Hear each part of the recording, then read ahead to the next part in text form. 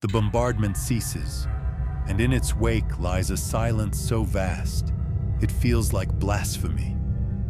The world beyond the trench is a ruin of fire and dust, where cities have become skeletons of iron and glass. Towers that once bore the sigils of the Imperium now lean against the horizon like broken candles, their light long since extinguished. The earth is cratered and cracked, blackened by centuries of war until even the soil itself seems to bleed. The Guardsmen move through it as shades, their boots sinking into ash that whispers like breath. Each step is heavy with the ghosts of those who marched before. Helmets glint faintly beneath the soot, not faces but relics half buried, remnants of regiments erased from record and memory alike. Even the air feels haunted, thick with particles of burned parchment, flesh, and prayer. Jorek walks among them, his lasgun clutched like a staff. Around him, the squad advances in scattered formation, figures bent beneath the weight of their own endurance. Above, the sky is a swirling bruise, a storm of dust and ember that never clears. In the far distance, something glows. Not sunlight, but the pulsing fire of some distant manufactorum still burning after all this time. They move without words. Words are a luxury of the living, and here, living is merely the delay of death. Every sound echoes too long, as though the world itself wants to remember. A snapped twig, a metallic clink, each carries across the wasteland with unnatural clarity. The land has been stripped bare of everything except memory, and even that festers. As they advance, the ruins reveal fragments of the past. The skeleton of a tank half swallowed by mud, a ruined shrine with the emperor's visage worn smooth by wind and shrapnel, a child's doll fused to the wall of a hab block by fire. Each site is a sermon, a reminder that humanity once thrived here, and that thriving was a sin the galaxy did not forgive. The sergeant signals for them to halt near a toppled statue. It once depicted a saint, her hands raised in benediction. Now the head lies in the dirt, eyes staring upward, unblinking, as if still pleading to the heavens that abandoned them. One of the younger guardsmen, a boy from the underhives of Armageddon, barely old enough to shave, kneels beside the statue and whispers a prayer. His voice cracks, not from emotion, but exhaustion. When he finishes, no one speaks. They all feel it, the weight of futility pressing against their lungs. The Emperor's gaze feels far away here, lost behind centuries of smoke. Jorek looks at the shattered saint and feels something stir inside him. Not faith, not yet, but a question.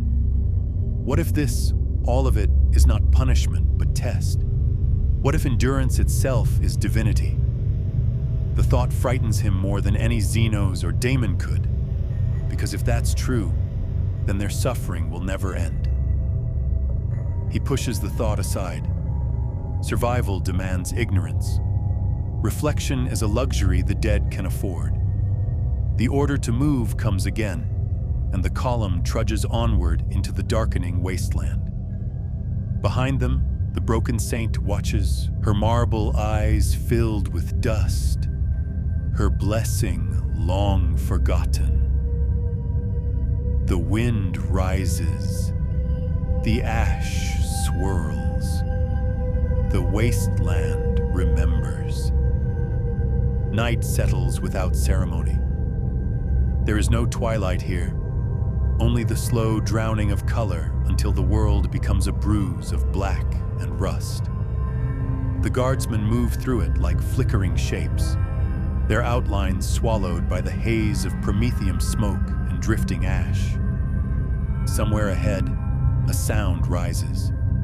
Not the natural groan of settling metal, but a rhythm deep and mechanical, like the slow heartbeat of something vast that refuses to die. At first, they think it is an illusion, the residue of battle echoing in their skulls. But the noise continues, measured and deliberate, pulsing through the ground beneath their boots. It feels ancient, predating the war, perhaps predating the Imperium itself. The sergeant signals a halt, and the column drops to one knee. Laser guns click softly, safeties snapping open like whispered prayers.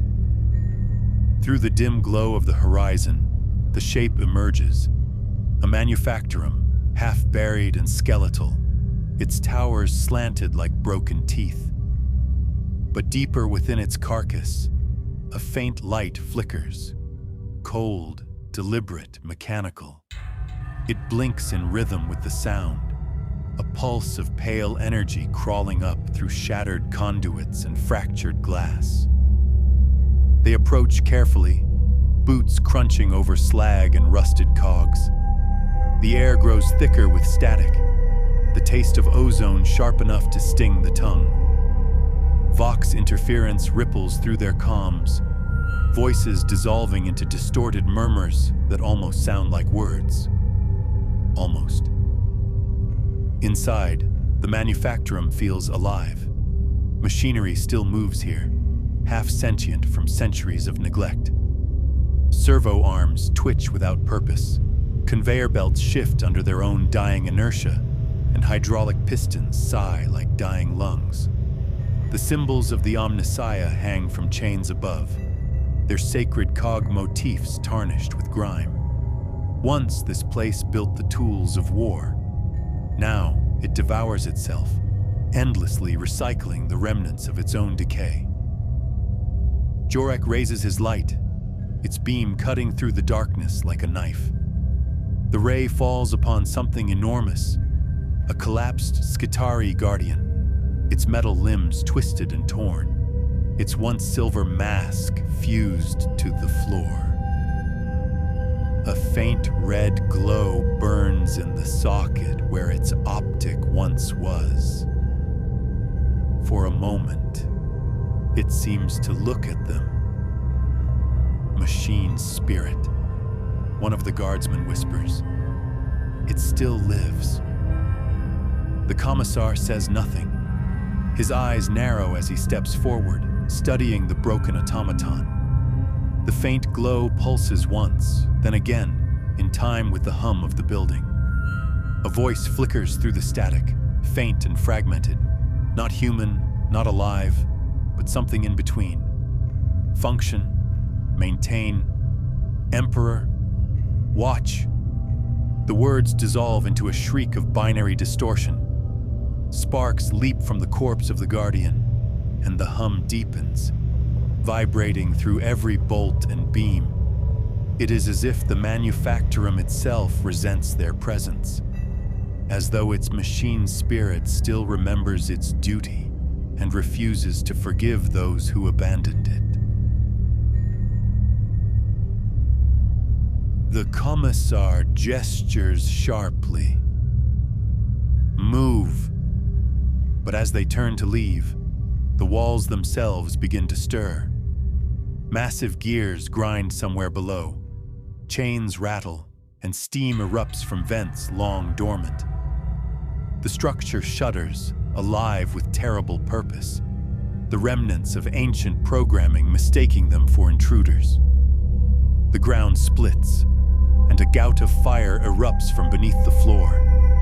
They run. The world becomes motion and sound, shouts, the clang of boots on metal, the hiss of igniting oil. Behind them, the manufactorum wails, a machine's death scream echoing across the wastes. The flickering light flares once more, brighter than before, and then collapses into darkness. When they finally reach open ground, the noise has stopped. Only smoke rises from the ruin.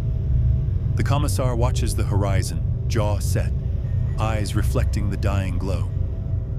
The machine remembers its duty, he murmurs, even when men forget theirs. No one answers. The wasteland is silent again, and the stars above, faint and cold, watch without care. Jorek looks back once at the collapsed tower and the faint outline of the cog mechanism carved into its side. For a heartbeat, he swears he hears a whisper, a voice made of static and faith, saying a word older than prayer. Endure.